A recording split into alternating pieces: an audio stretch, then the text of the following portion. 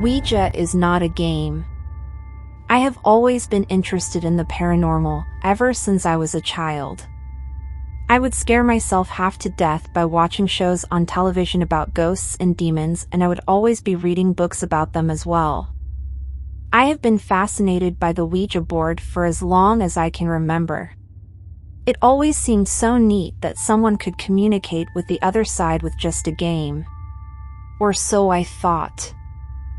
I used to write stories on here under a different name, but the name no longer described me, so I decided to open a new account to share my latest experience. Recently, I have been doing some self-discovery to find out who I am and what I believe in. I have settled on an individualist point of view. I believe in myself and empowered from within. I came from a childhood of Christianity, but ever since I had gone through my dark period of life, my views changed drastically. I did my research on the Ouija board.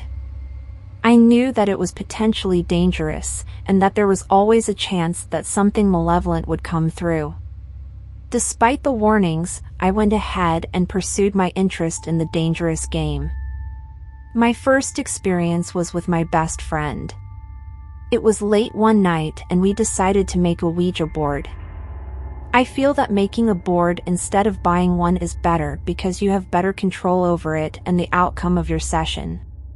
We lit some candles and dimmed the room and tried to make contact. The first time we tried, we didn't get anything, so we put the board away and went to bed. The second time, however, we did make contact. The spirit we spoke with was named Rose. I am changing the names to respect privacy. Rose was a young woman who died in a car crash in our area. She seemed like a positive energy, but then she began to count down the number line. At the time, I did not know what that meant. After looking it up, I found out that when a spirit is counting down, it is trying to escape the board. Before it got to 3, we moved it back to the center. My friend asked, "You're not really Rose, are you?" The planchette moved to no. We were still trying to communicate when the planchette kept moving off of the board, another bad sign. We then closed the board and put it away and acted like nothing had happened.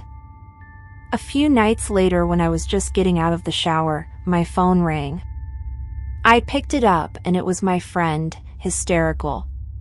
She was crying so hard I couldn't understand her. I finally got it out of her what was happening, and I couldn't believe what I was hearing. She told me that she was home alone and coming out of the shower when she walked into her room to find the light on and the Ouija board sitting in the center of her bed with the planchette right in the middle. She took a photo and sent it to me. If I still had it, I would have included it with this story. She also said that her pictures were falling off of the walls even though she kept retacking them. I was a little bit freaked out, like anyone would be, but I had to help her.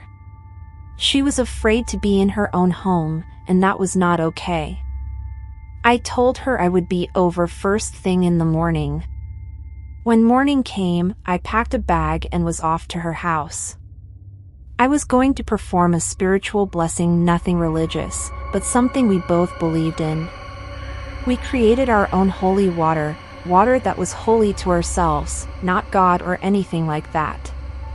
It included spices and salt, and we blessed it with self-empowering words. In a nutshell, we spread our holy water around her home and told the entity it needed to leave and was not welcome. We also did the white light ritual to aid us. It worked, nothing happened again. My second story is the most recent and frightening. My cousin and I decided to use the Ouija board one day. We wanted to try to contact our great-grandfather, and we did. Everything was perfectly fine. We also contacted my cousin's grandmother, and it was very comforting. We closed our session and went to bed. The next day, we wanted to do it again. We said and felt my personalized protection, as I call it, before beginning. We lit a candle and asked if anyone was there. No one in particular, we said, and we soon got an answer. We spoke to this man named Bill who was from our area, and he told us he was fine with answering any questions. We asked him basic questions about our futures, like about our schooling, jobs, and families. He told us he was a good spirit that was in heaven and was with God. We thanked him for his participation and closed the session. We asked the board again if anyone was there. We again got Bill. We decided to ask him more questions, and this started to become a strange session. I am very serious when it comes to using Ouija boards, while my cousin is always joking. He knows that I take it seriously, and tried his best to take it seriously, but of course, he couldn't help cracking a joke. After he made his joke, Bill spelled out LOL. He told us that he liked us, and we were nice. We then asked if we would be able to contact him again if we used the board. He said yes. So, we closed the session, and left our homemade board alone for a month or so. Today, I was visiting with him, and I suggested trying to talk to Bill again. He agreed, and we went to go use it. We began talking, asking a few questions, and then after a while, I asked, would it be okay if we tried to contact someone else? Bill replied no. I asked why not, he said, because you are my friends. I asked him if he would be angry if we tried to contact anyone else, and he said a little bit. This was a significant red flag to me, so we said goodbye and decided to dispose of the board. We performed a ritual of cleansing the board and said closing prayers. We not only closed the board, but closed it from our lives, letting in only positive energy. We folded it into threes, to resemble a sort of trinity, and disposed of it into the trash can. We sealed the cleanse with an empowering meditation. Later on, I returned home. Everything seemed normal until I had begun to wind down a bit and get ready for bed. I could sense a sort of uneasiness within myself, and being me, that was not okay, and something needed to be done about it. I felt though the day's occurrences were throwing off my spiritual balance, so I performed a cleanse through meditation. All negative feelings were released during this cleanse. The point of the second story was to get some feedback from the members of YGS. What would you suggest being done to prevent any bad energy coming from a session of that sort? I was feeling a little bit nervous about the outcome.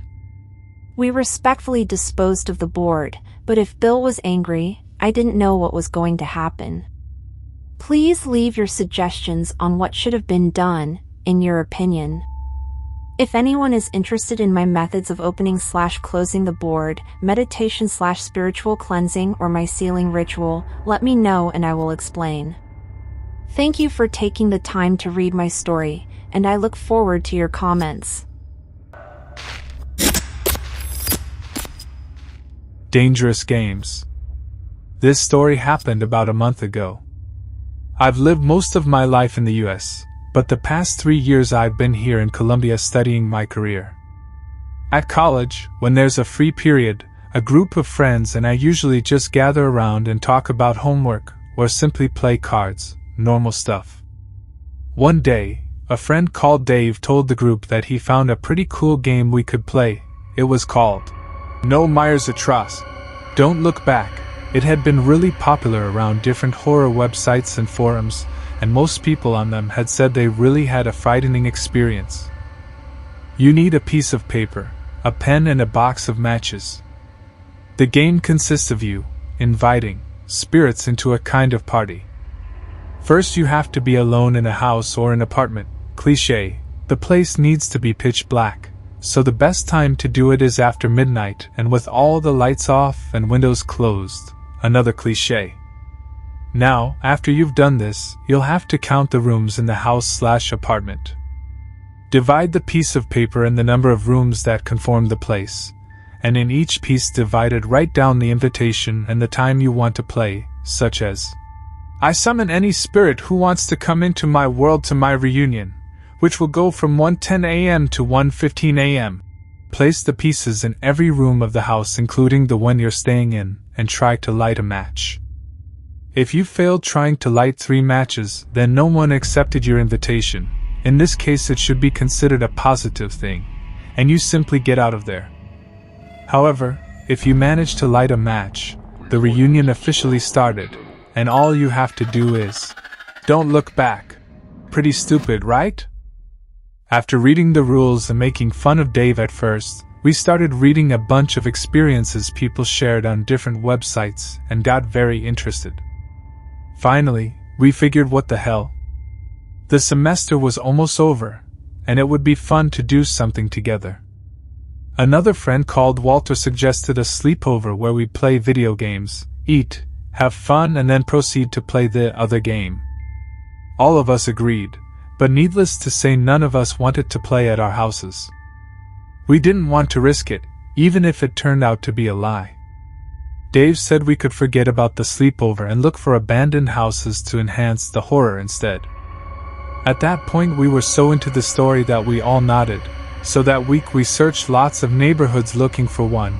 The problem was that the only 3 houses we found were in dangerous zones of the city, so the idea of playing Don't Look Back looked almost impossible. Throughout that same week, the game began to spread in our semester, and people were talking more and more about it each day that passed. A friend called Alice came to talk to our little group about the game, and said she wanted to play with us.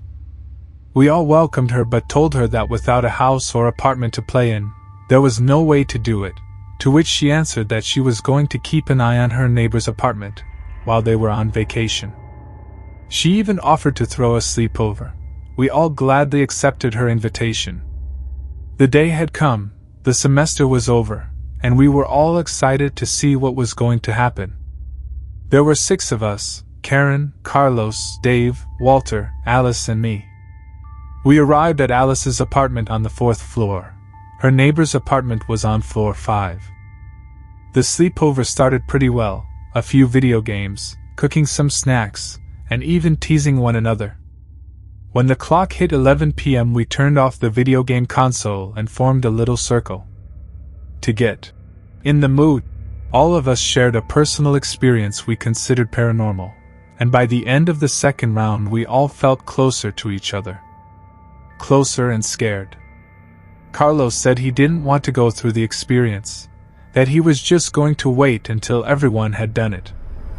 Dave, who's the typical daredevil, told him that he was going to look back during his turn, so everyone could see that it was all a stupid made-up game, that he shouldn't be frightened about stuff like that. At 12 a.m. we all climbed to the next floor and stood outside the apartment's door. We all synchronized our watches and set the rules. The first person enters at 12:25 a.m. and must play the game from 12:30 a.m. to 12:35 a.m. When the time comes to an end, we wait 30 seconds, and if the person doesn't come out, we would enter and look for him or her. Between games we would wait a lapse of 5 minutes so the next person could enter and prepare, and so on. The order was going to be Karen, me, Walter, Dave, and Alice, since Carlos didn't want to play. And so, Karen entered. While we waited, no one said a word. The hallway was starting to get cold and my heart began to pound really hard. I started to feel a chill entering my body, which made my heart pound even harder. 12:35 a.m. We all looked at each other and then stared at the door. To our relief, Karen opened it about 5 seconds later. Everyone asked if she was okay. She nodded and then turned to me, gave me the matchbox. Her hands were extremely cold, and told me, "Prepare to be scared." That phrase immediately made my heart rush even faster and harder. My legs began to feel weak, but I took a deep breath and entered the apartment. I switched the light on and looked around the apartment, counting the rooms. 3 bedrooms plus 2 bathrooms for a total of 5. I chose the master bedroom, which had plenty of space for me to sit down. I quickly ripped the page I had into 5 pieces with my very nervous, clumsy hands and wrote, "I invite the spirits that want to come to my world to a reunion which will go from 12:40 a.m. to 12:45 a.m. I literally ran from one room to another, placing the papers on the floor so I could gain some time, ran again to the entrance of the apartment to finally switch off the lights. I turned around and could only see a few shadows. It was the furniture that was illuminated by a nearby light post whose light pierced the drapes of the living room. My hands and feet were ice cold, my heart was still thrashing inside my chest, and my legs were about to fail me. I managed to get in the master bedroom using the light of my phone. Quickly looked at the time, 12:37 a.m. I sat down at the bed facing the wall, because I honestly didn't want to see a thing. Then proceeded to light the matches. The first one didn't light. I took a deep breath and tried the second one, which burst into a little flame. I had now officially initiated the game. I started to inhale through my nose and exhale through my mouth, which kept me calm. I saw my wristwatch that marked 12:40 a.m.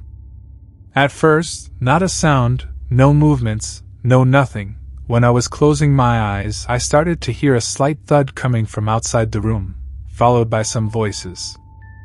Goosebumps were all over my skin and my heart started racing again. I started to hear moaning outside the door, followed by a really huge scream which made me jump.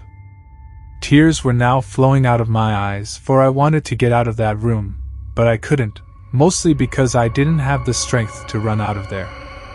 I thought it couldn't get any worse, until it happened. I suddenly felt a strong presence behind my back, an outstanding amount of negative energy roaming around the room. I swallowed really hard and heard its voice. "Look at me," it said in this very calm tone. "Look at me," it repeated. I couldn't move, couldn't speak. I was just sitting there, staring at my wristwatch, tears coming out of my eyes, wishing for the time to go faster. The other voices started getting louder. The moaning wasn't moaning anymore, the spirit in question started crying for help. Then, without a warning, the presence in my room shut the door closed. I could feel it passing from one side of the room to another, always penetrating me with its look. I started to feel a cold in my back that advanced to my chest, until it wrapped my entire body. At this point I was in shock, I couldn't do anything. I could feel something sitting behind me on the bed. It came closer, like if it was leaning into me. I firmly closed my eyes, only to hear a whisper in my ear saying, "Look at me," with this disturbingly calm monotone voice. I immediately started praying. I could hear it started laughing behind me, but I didn't care, I continued. This kept on going for the rest of my experience. When it finally stopped laughing, I opened my eyes and, without ending my prayer, I looked at my wristwatch, 12:40 a.m. I slowly stood up and opened the door. Not a single sound, the only sign left of the game were the papers scattered around and the cold temperature of the apartment. With my legs shaking, I prayed all the way to the front door and opened it. My friends asked if I was okay. I nodded, gave the matchbox to Walter and sat on the floor of the hallway against the wall. Walter took a look at me and entered the room. My friends looked at me and told me I looked extremely pale, but I said not to worry, that I was fine. I began to sweat profusely. The hallway seemed very hot now. I looked at Karen and could see she was also sweating, so I didn't really make a big deal out of it. At 12:49 a.m. Walter opened the door. We all looked at him surprised. He simply said that nothing had happened, that his first match lit up but nothing else. He didn't hear or feel anything, so he just got out. He passed the box of matches to Dave, who walked up to the door and turned around to tell us that he was only going to play for 2 minutes. All of us said it was fine, so he entered the apartment. While we waited for the time to pass, Karen approached me, sat beside me and asked me what I experienced. I told her what happened, and she giggled a little. I asked her what was so funny, and she told me her experience. Apparently, a spirit told her she looked beautiful and that it wanted to see her smile. She giggled again, which made me laugh. Then we both started laughing. We looked like two crazy people. Everyone else told us to be quiet, so we kept our silence. I don't know why I laughed. It just seemed funny at the moment.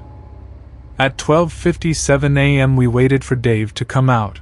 After 10 seconds nothing, 20 seconds nothing either, Carlos stood up, walked to the door, and opened it really quick and yelled, "Dave."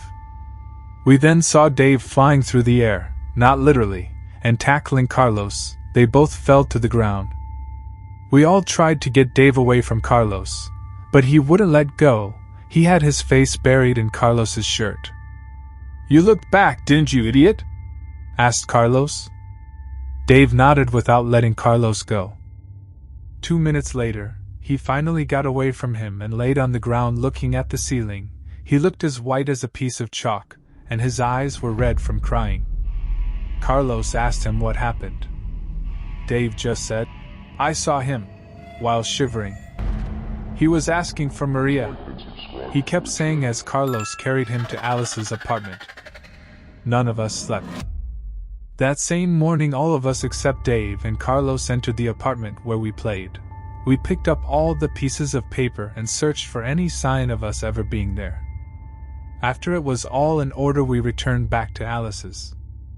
Dave was now looking better and told us what happened. He said he stayed in what appeared to be the daughter's bedroom. His third match lit up and he immediately began to hear noises around the apartment and behind him in the same room. After 1 minute and 30 seconds into the game he turned around and saw a tall dog about 6 feet high, staring at him, and an even taller man with a hat standing next to the dog. Dave jumped out of the bed and threw himself out the bedroom door and into the living room. He tried to exit the apartment but could never find the door. He started screaming for help as he watched the tall man and his dog stare at him. The man appeared to be looking around the living room. Then the dog started to say, "Maria." He said he screamed at the top of his lungs but none of us answered. Then he saw a light and heard his name. He ran for it and threw himself out again, where Carlos caught him. A week after the game I called Alice to see if she felt anything strange in her apartment. She said no, that everything was normal. But then 2 days later she texted me that her neighbors had a fight with the daughter, that apparently she was into witchcraft and had made several rituals in her bedroom, without her parents knowing, and now she was being answered. This was by far the most intense experience I've had in my entire lifetime. Nothing has happened to any of us, even Dave, no paranormal experiences since the game. I still wonder though, why did none of us hear Dave scream, and why couldn't he find the door? Sorry for the long story. I want it to be as detailed as possible. Ask anything you want. If you enjoyed this video, please be sure to subscribe and see you in the next video.